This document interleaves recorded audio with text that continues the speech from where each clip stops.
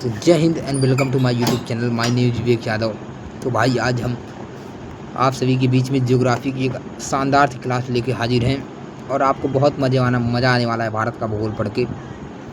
और इसमें मैं भैया पूरे क्वेश्चन कराने वाला हूँ। क्वेश्चन के थ्रू आपको सर कराया जाएगा, पूरी ज्योग्राफी कराई जाएगी और बेहतरीन मज़ा आने वाला है। आप इतनी सर आपको याद रखना है, ठीक है। हम लोग किस प्रकार से पढ़ेंगे, मैं थोड़ा आपको रिव्यू देता हूँ ज्योग्राफी का, ठीक है। हम लोग जो ये अब देखिए सेशन जो स्टार्ट कर रहे हैं, इसमें PYQ जो जितने PYQ हैं उसी हिसाब से हम लोग क्या करेंगे सर, ज्योग्राफी को कवर करते नजर आएंगे, ठीक है। और बहुत ही मतलब बेहतरीन SSC एग्जाम के लिए भी हमारा ये बेनिफिशियल होगा। जो SSC CGL की तैयारी कर रहे हैं, CGL की तैयारी कर रहे हैं, CPU की तैयारी कर रहे हैं, उनके लिए बहुत ही बेनिफिशियल ये क्लास होने वाली है, याद रखिएगा। और जो भी कोई भी पोस्ट दे रहे हैं, रेलवे की पेपर दे रहे हैं, उनके लिए बहुत इंपॉर्टेंट होने वाला है। देखिए किस एग्जाम को टारगेट कर रहे हैं, बेसिक सर हम लोग कह रहे हैं कि आप लोग सर CGL दीजिए। चाहे सर आप CGL दे रहे हैं, आपका सर भी इम्पॉर्टेंट है, मस्ट होगा।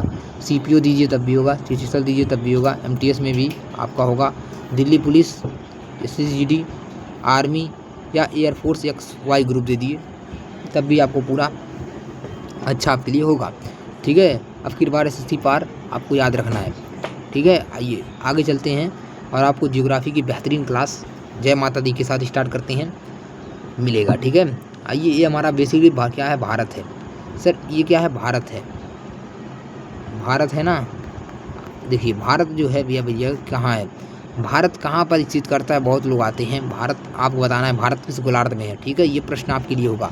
अब हम लोग आगे चलेंगे, ठीक है भैया। कर्क रेखा भारत की, देखिए पहला प्रश्न है आपकी स्क्रीन पे, कर्क रेखा मेरे दोस्त भैया, कर्क रेखा जो कर्क रेखा है भारत के कितने राज्यों से गुजरती है, कर्क रेखा भारत के कितने राज्यों से गुजरती है, पहला क्वेश्चन आपके लिए होगा।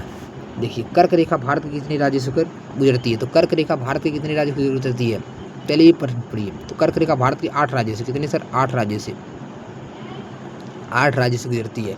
ये आपको पहला प्रश्न बन सकता है। लेकिन ये प्रश्न जो पूछा है, इसमें पूछा है कर्क रेखा बिल्कुल भैया 23.5 1/2 यानी 23 सही 1/2 डिग्री भैया का नॉर्थ है, नॉर्थ में है कर्क रेखा। ये पूछ रहा है भैया भारत की डैश राज्य से होकर गुजरती है, किस राज्य से गुजरती है। तो आपको देखिए 8 राज्य से गुजरती है, ये आपको पता है। अब कौन कौन से 8 राज्य हैं उसको आपको पता करना है, ठीक है। 8 राज्य कौन कौन से उसको आपको पता करना है। तो आइए 8 राज्य में आपको जो राज्य हैं वो बेसिकली बहुत इधर का राज्य पड़ेगा। जब भारत का ये नक्शा बनाते हैं तो पहले पड़ जाएगा सर भैया हमारा, पड़ जाएगा भैया का गुजरात, गुजरात के बाद राजस्थान पड़ जाएगा, राजस्थान, गुजरात के बाद राजस्थान, गुजरात के बाद राजस्थान, राजस्थान के बाद मध्य प्रदेश पड़ जाएगा, मध्य प्रदेश के बाद क्या पड़ जाएगा, छत्तीसगढ़ पड़ जाएगा, छत्तीसगढ़ पर क्या, झारखंड पड़ जाएगा, झारखंड पड़ जाएगा, झारखंड, झारखंड के बाद वेस्ट बंगाल पड़ जाएगा, वेस्ट बंगाल पर त्रिपुरा पड़ जाएगा, भैया क्या भैया मिजोरम पड़ जाएगा, ठीक है। ये सर बिल्कुल पढ़ने वाला है। अब इसमें आप देखिए पंजाब, पंजाब का नाम कहीं नहीं आया है, पंजाब सॉरी राज्य से गुजरती है, सॉरी गुजरती है, पंजाब का नाम कहीं नहीं है, महाराष्ट्र का नाम कहीं नहीं है, केरल का नाम कहीं नहीं है, क्या है नाम है, छत्तीसगढ़, क्या नाम है सर, छत्तीसगढ़। तो ऑप्शन कहाँ चले जाएंगे, C पे, ऑप्शन C पे चलना भाई, छत्तीसगढ़ में है, ठीक है। ये भैया आपको याद रखना है। आगे चलेंगे, ठीक है भाई। 8 राज्य गुजरती है भैया कर्क रेखा 23.5 पर। देखिए कर्क रेखा का जो भी हमारा है ये समझिएगा। देखिए ये हमारे पास बिल्कुल क्या है, ये हमारे पास इक्वेटर है, क्या है सर, इक्वेटर है, इक्वेटर है। ये क्या है, इक्वेटर जो है मेरे भाई ये 0 डिग्री है, की डिग्री है, 0 डिग्री है। और ये सर 23.5 से 1/2 है, यही क्या है, कर्क रेखा है, यही क्या है, कर्क रेखा है।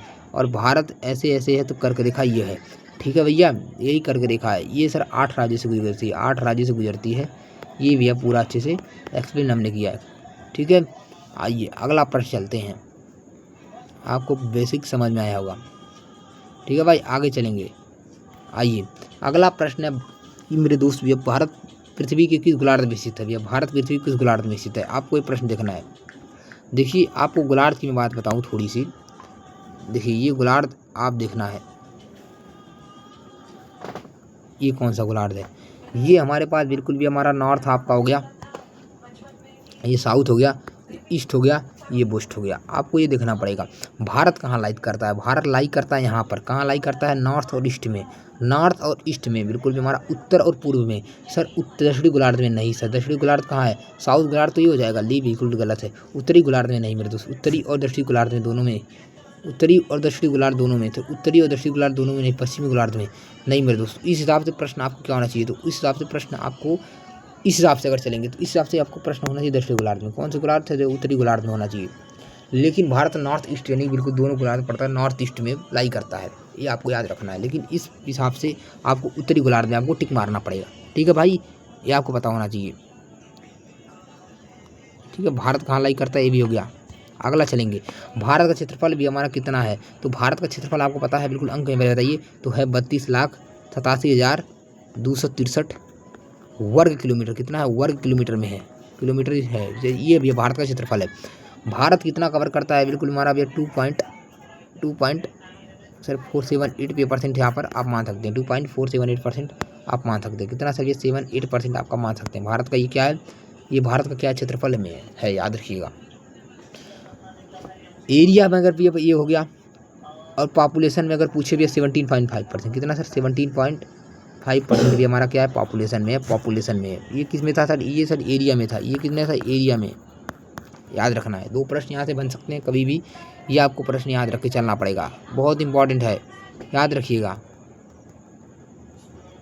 आगे चलेंगे भाई, प्रश्न आगे चलेंगे, ठीक है। मानक समय रेखा, बिल्कुल हमारा मानक समय रेखा जो है, ये प्रश्न है मानक समय रेखा। मानक समय रेखा जो प्रश्न है, मानक समय रेखा, समय रेखा और मानक समय रेखा जो प्रश्न जो है, ये मानक समांतर रेखा कितने डिग्री से गुजरती है? बिल्कुल माना जीएमटी। जीएमटी ये क्या है ना? इंडियन स्टैंडर्ड टाइमलाइन है। इंडियन स्टैंडर्ड आईएसटी टाइमलाइन जो है सर, ये देखिए, ये भारत है हमारा विरदुष यहाँ से गुजरती है, तो ये निकलती है सर ये उत्तर प्रदेश के नैनी से।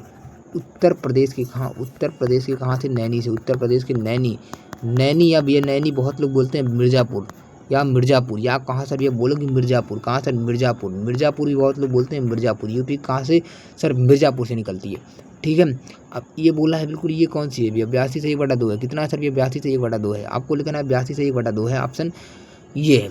और ये बिल्कुल भी हमारा कितने राज्य? 5 राज्यों से, 5 राज्यों से गुजरती है। 5 राज्यों का नाम लिखेंगे तो क्या है? देखिए मैं बताता हूँ 5 राज्यों क्या नाम है।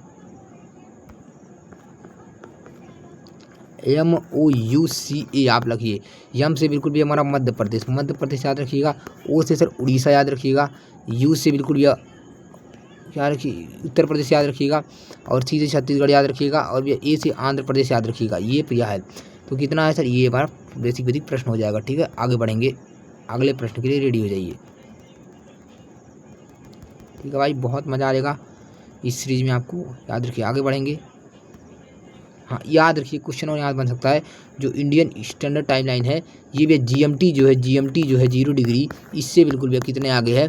तो बिल्कुल हमारा 5 घंटे 30 मिनट, ये 5 घंटा 30 मिनट आगे है, आगे है 5 घंटा 30 मिनट आगे है, याद रखिएगा 5 घंटा 30 मिनट आगे है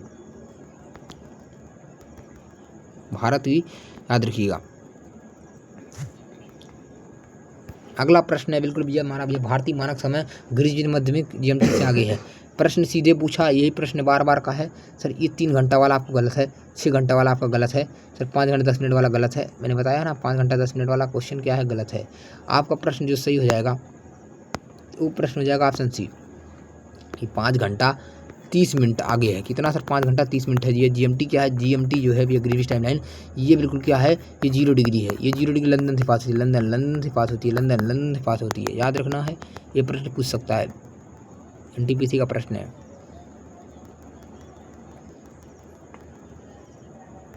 अगले चलेंगे, बिल्कुल भी अगला एमटीएस का प्रश्न है।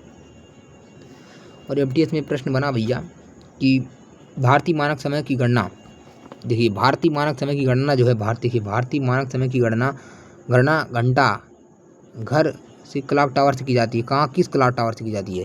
तो किस क्लॉक से? मैं संबलपुर बताया, रामपुर बताया, मेरे हमीरपुर नहीं बताया सर। भी मैंने कहा मिर्ज़ापुर बताया, नैनी बताया और मिर्ज़ापुर बताया। इलाहाबाद के नैनी और मिर्ज़ापुर से बताया। मिर्ज़ापुर या बिल्कुल मिर्ज़ापुर या नैनी बताया है।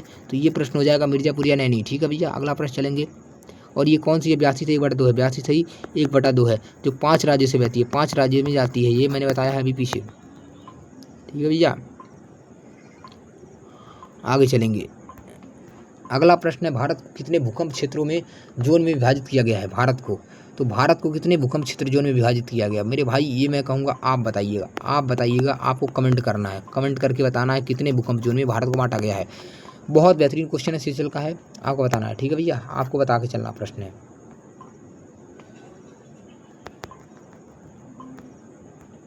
अगला प्रश्न है भैया, किस राज्य की सीमा बांग्लादेश के साथ नहीं लगती है? किस राज्य की सीमा बांग्लादेश के साथ नहीं लगती है? तो बांग्लादेश की सीमा किस राज्य के साथ नहीं लगती है? बांग्लादेश जो है बिल्कुल भैया त्रिपुरा के साथ लगती है, त्रिपुरा लगती है। उसके बाद सर भैया क्या है भैया, मिजोरम लगती है, मणिपुर लगती है क्या? मणिपुरा लगती है क्या? बांग्लादेश के साथ मणिपुर नहीं लगती है। कौन नहीं लगती है? मणिपुर की सीमा नहीं लगती है, आपको मणिपुर नहीं मिलेगा। बांग्लादेश 496 सबसे लंबा बिल्कुल भारत के साथ भी करता है, याद रखिए 496 किलोमीटर का है, बॉर्डर सेंट कंट्री है।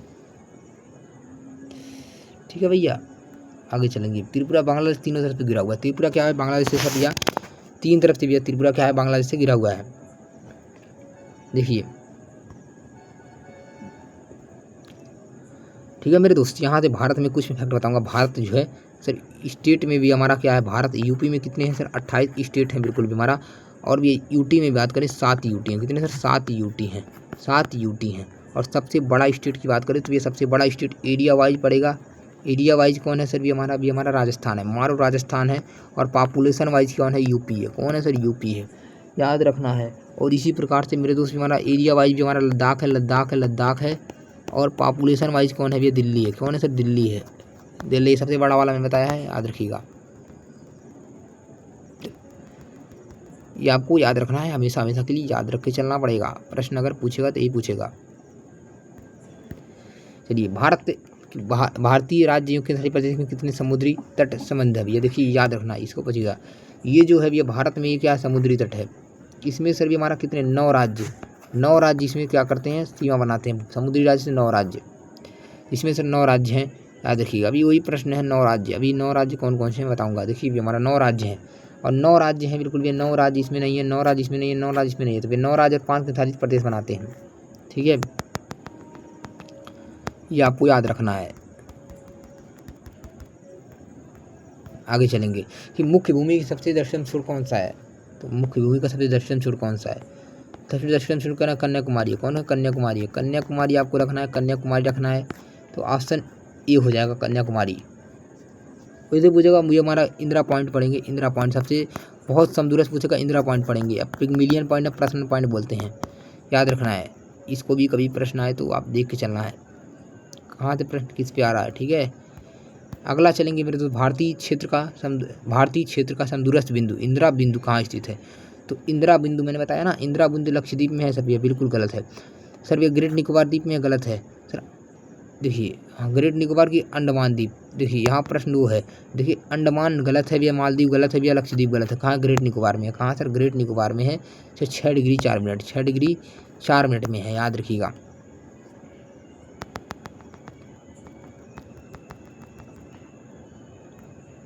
अगला प्रश्न भी NTPC का है कि भारत राज्यों के अंदर कितनी समुद्री तट है? मैंने बताया ना, ये बताया 9 राज्य और 5 के साथ बताया है। ऑप्शन ए हो जाएगा।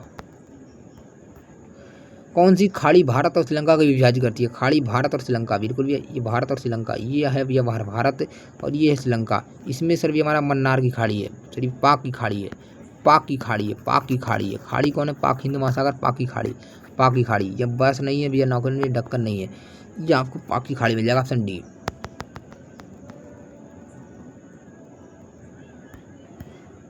देखिए मेरे भाई, ये आपके लिए कोटेशन लाया हूँ, और ये कोटेशन बहुत ही मोटिवेशन वाला होगा। ठीक है भैया, मोटिवेशन वाला कोटेशन है, और ये कोटेशन कुछ इस प्रकार स्टार्ट होता है